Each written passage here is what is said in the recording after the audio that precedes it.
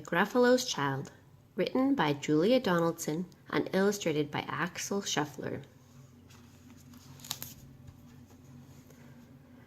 The Gruffalo said that no Gruffalo should ever set foot in the deep dark wood. Why not? Why not? Because if you do, the big bad mouse will be after you. I met him once, said the Gruffalo. I met him a long, long time ago. What does he look like? Tell us, Dad. Is he terribly big and terribly bad? I can't quite remember, the Gruffalo said. Then he thought for a minute and scratched his head. The big bad mouse is terribly strong, and his scaly tail is terribly long. His eyes are like pools of terrible fire, and his terrible whiskers are tougher than wire. One snowy night when the Gruffalo snored, the Gruffalo's child was feeling bored. The Gruffalo's child was feeling brave, so she tiptoed out of the Gruffalo cave. The snow fell fast and the wind blew wild. Into the wood went the Gruffalo's child. Aha, oh ho, a trail in the snow. Whose is this trail, and where does it go? A tail poked out of a log pile house. Could this be the tail of the big bad mouse? Out slid the creature. His eyes were small, and he didn't have any whiskers. No, none at all. You're not the mouse. Not I, said the snake. He's down by the lake eating Gruffalo cake. The snow fell fast and the wind blew wild. I'm not scared, said the Gruffalo's child. Aha, oh ho, marks in the snow. Whose are these claw marks? Where do they go? Two eyes gleamed out of a treetop house. Could these be the eyes of the big bad mouse?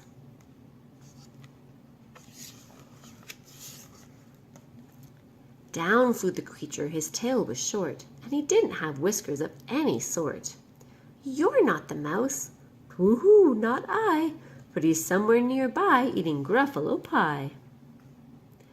The snow fell fast and the wind blew wild. I'm not scared, said the Gruffalo's child.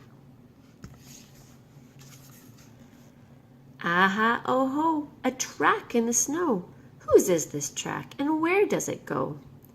Whiskers at last, and an underground house. Could this be the home of the big bad mouse?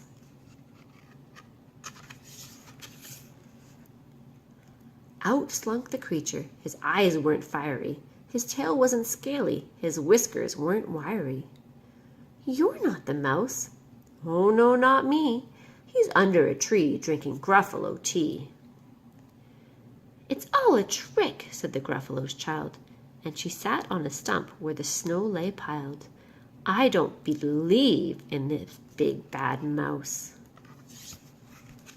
But here comes a little one out of his house. Not big, not bad, but a mouse at least. You'll taste good as a midnight feast.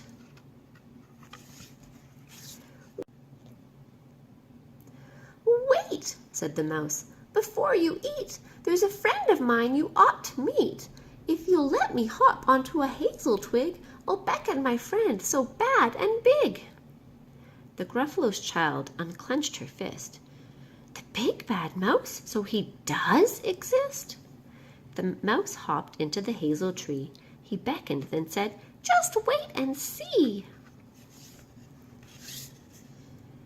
Out came the moon. It was bright and round. A terrible shadow fell on the ground. Who is this creature so big, bad, and strong? His tail and his whiskers are terribly long. His ears are enormous, and over his shoulder he carries a nut as big as a boulder. The big bad mouse, yelled the Gruffalo's child. The mouse jumped down from the twig and smiled. Aha, oh ho, prints in the snow. Whose are these footprints? Where do they go?